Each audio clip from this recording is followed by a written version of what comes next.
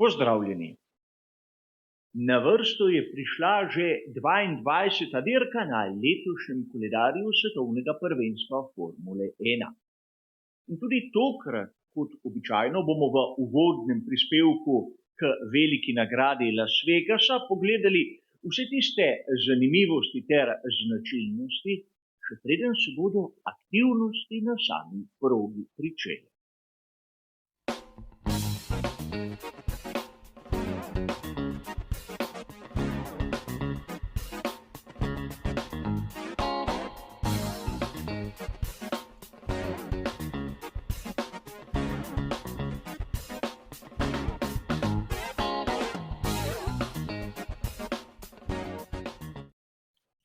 Tudi današnji uvodni prispevek bo podobno kot vsi ostali razdeljen na 3 nam navdušencem dobro znane dele.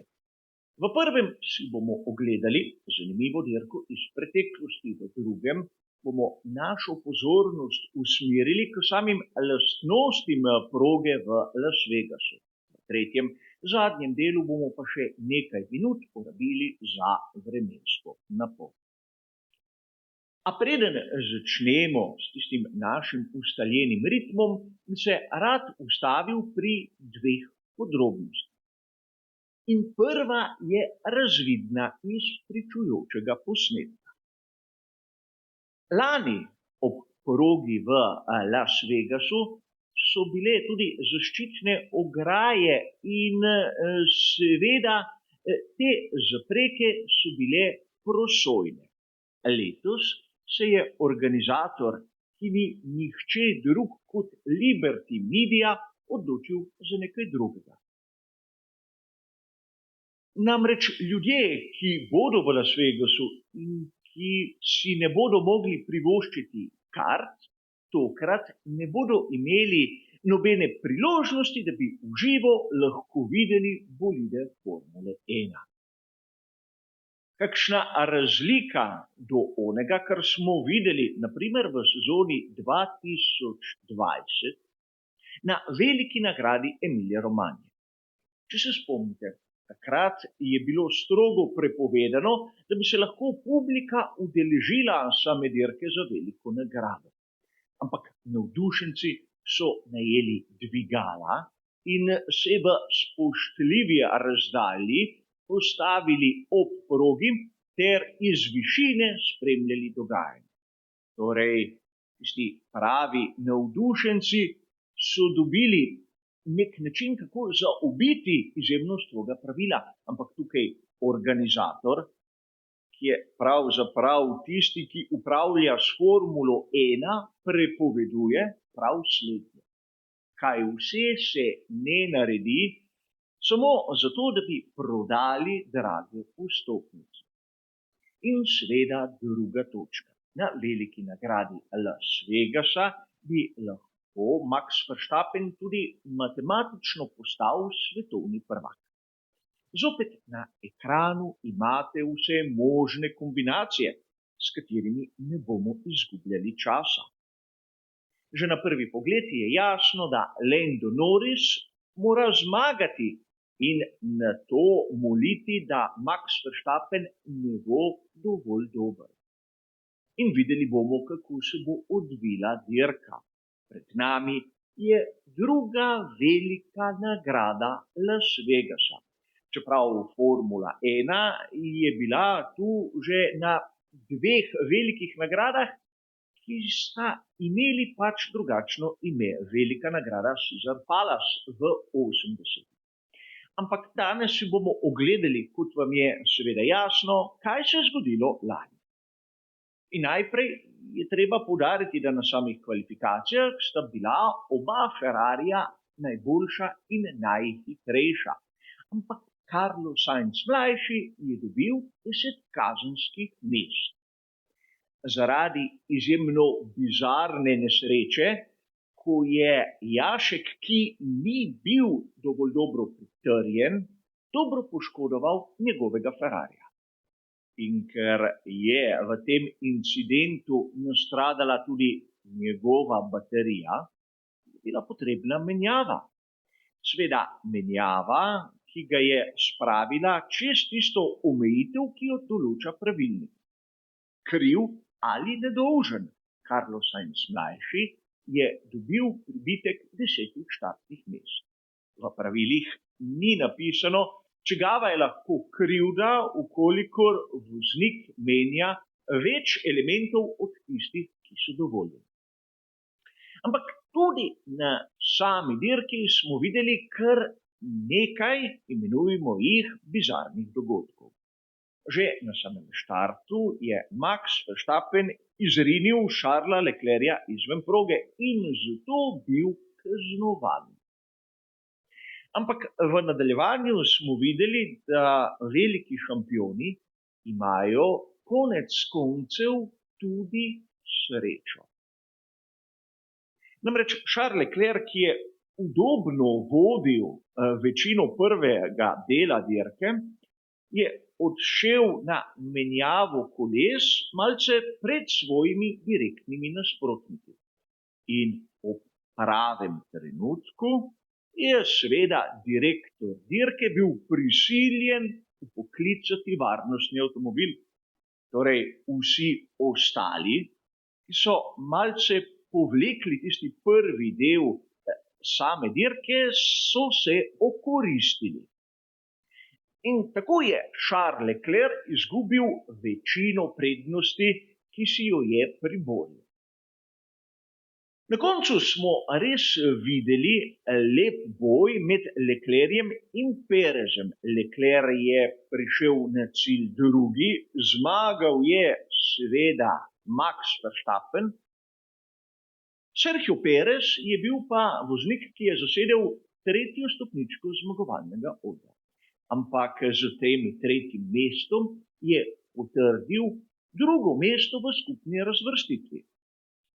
In preden bo nekdo vzkliknil, letos ne vidimo takšnih rezultatov, bi vas rad spomnil na nek podatek, ki ga marsikdaj pozabimo. V sezoni 2024 je bilo prvič, da so pri Red Bullu zasedli prvo in drugo mesto na vozniški lestvici. Predtem tudi v obdobju Sebastiana Vettela kaj takega nismo videli. Ampak, da boste še malce bolj presenečeni, voznik, ki je pridobil največ mest, je bil Lance Stroll. Dirko je začel na 19. mestu, tudi zato, ker je bil kaznovan, ni spoštoval režima rumenih zastav. Ampak na koncu je dirko končal kot peti. Torej, vidimo lahko, da tudi toliko kritizirani Lance Stroll ima lahko svoj dan. In proga v Las Vegasu je lahko v čast temu mestu, ki ga gosti. Mestu, kjer je seveda igra na srečo ne samo dovoljena, ampak tudi stil življenja. Poglejmo si sedaj lastnosti te ulične proge, ki seveda v svoji obliki, vsaj mene, malce spominja na UISAP. Ampak izbor pneumatik, kot je verjetno vsakemu od nas jasno, je tisti, ki zapoveduje mešanice C3, C4 in C5. Ne smemo pozabiti, da gre tudi za nočno dirko, potem nekoliko kasneje, in že zaradi tega morajo mešanice biti nekoliko mehkejše zaradi nižje delovne temperature. Ampak, če pogledamo lastnosti proge, bomo kaj hitro ugotovili nekaj izjemno zanimivega. Na lanski tabeli Pirellija smo lahko videli v določenih kategorijah čisto drugačne vrednosti. Predvsem pri oprijemu asfalta, v tisti kategoriji abrazivnosti in ne smemo pozabiti tudi na stres, ki so ga deležne pneumatike. Kar se tiče samega oprijema, so lani, verjetno ker niso imeli podatkov, dali povprečno vrednost 3, podobno pri abrazivnosti in stresu. Letos situacija popolnoma drugačna. Oprijem, ki ga daje asfalt, ima vrednost 1, abrazivnost ima vrednost 2, stres pa nadpovprečen z vrednostjo 4. Drugih sprememb na sami tabeli nisem opazil. Ampak ne smemo pozabiti na nekaj. Malenkostno so se spremenile tudi vrednosti nastavitev samega podvozja in tlaka v pnevmatikah. Kar se tiče previsnega kota, če smo pravzaprav iskreni, nobenih sprememb. Na prednji osi je previsni kot določen na -3 stopinje, na zadnji osi pa na stopinjo celo 75. Ampak, kar se tiče tlaka, bomo takoj videli nekaj zanimivega. Na prednji osi je ta določen na 28 funtov na kvadratni palec, na zadnji osi pa na 26 funtov na kvadratni palec, kar je že tako ali drugače malce višje od onega, kar smo običajno vajeni, čeprav razlika med prednjo in zadnjo osjo je nekako logična, je nekako v tistem odstopanju, ki smo ga vajeni. Ampak, če pogledamo lanske podatke, bomo takoj opazili, da se je tlak v bistvu dvignil. Lani smo imeli na prednji osi predpisan tlak 27 funtov na kvadratni palec in na zadnji osi 24 funtov in pol na kvadratni palec. Torej, med sezonami se je na prednji osi tlak dvignil za funt na kvadratni palec, na zadnji osi pa za funt in pol. Sedaj, če koga zanima, značilnosti proge v Las Vegasu so izjemno podobne drugi ulični dirki. Namreč tisti, ki smo jo spremljali po ulicah Bakuja na veliki nagradi Azerbajdžana. Čeprav je bila tisto dnevna dirka in tudi tega ne smemo kar tako izpustiti iz misli. Ampak spomnil bi vas rad, da prav na ulicah Bakuja je bila pri ekipi McLaren tista kontroverzija vezana na njihov pomožni aerodinamični profil na zadnjem stabilizatorju. Govorilo se je o tako imenovanem mini DRS-u in seveda takoj zatem je zadeva poniknila, ker McLaren naj bi spremenil seveda svoj profil. A rad bi vas spomnil, da od takrat do danes tistega aerodinamičnega kompleta sploh niso rabili ne pri McLarenu, niti ne pri drugih ekipah. Zato moramo tu biti pozorni in ne, kot so nekateri bili, naprimer na veliki nagradi Mehike ali oni, ki je bila na progi v Austinu. Zato seveda je treba malce več časa posvetiti lastnostim proge in kaj ekipe v resnici rabijo. Za konec seveda še vremenska napoved, kjer bo seveda jasno, ne moremo govoriti o sončnem vremenu na nočni dirki in treba je poudariti, da temperature bodo nizke. Seveda po podatkih lahko sklepamo, da se bodo temperature sredi puščave v Las Vegasu gibale med 9 in 20 stopinjami v četrtek, med 10 in 21 stopinjami v petek in med 11 in 22 stopinjami v soboto. V vsakem primeru, ko bo dogajanje na progi, bo temperatura zraka okrog 15 stopinj. In verjetno se kdo sprašuje, zakaj sem govoril dneve, ki so dan pred onim, ko so uradno aktivnosti na progi nekako zaželjene. Ker v Las Vegasu je urnik nekoliko spremenjen. Namreč Las Vegas v primerjavi z Evropo se nahaja na zahodu, torej se časovni pasovi v bistvu odštevajo. Zato, da bomo mi lahko spremljali veliko nagrado v nedeljo zjutraj, mora biti ta v Las Vegasu, zvezni državi Nevada, v soboto ponoči. In tako tudi bo. Ampak ne smemo pozabiti na dejstvo, da temperatura zraka, ki bo okrog 15 stopinj Celzija, to, da bo dirka nočna in da sončni žarki ne bodo segrevali asfalta, bo pomenilo, da bodo delovne temperature pnevmatik lahko kritične.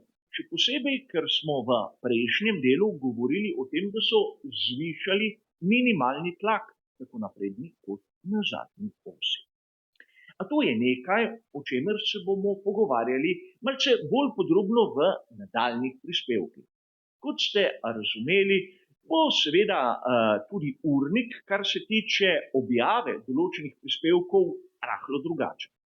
V četrtek zjutraj, kot ste že opazili uvod v petek zjutraj in tisti prispevek pred kvalifikacijami, v soboto zjutraj pa seveda zadnji briefing. V nedeljo se v živo dobimo pred in po veliki nagradi, kjer si bomo povedali absolutno vse, kar se je zgodilo na sami dirki. In v ponedeljek zjutraj še tisti običajni klasični komentar, ki ima tudi veliko zanimanje in veliko gledanost. Ampak tako, kar se tiče našega uvoda, menim, da je bilo dovolj. Hvala za vašo pozornost ter nasvidenje.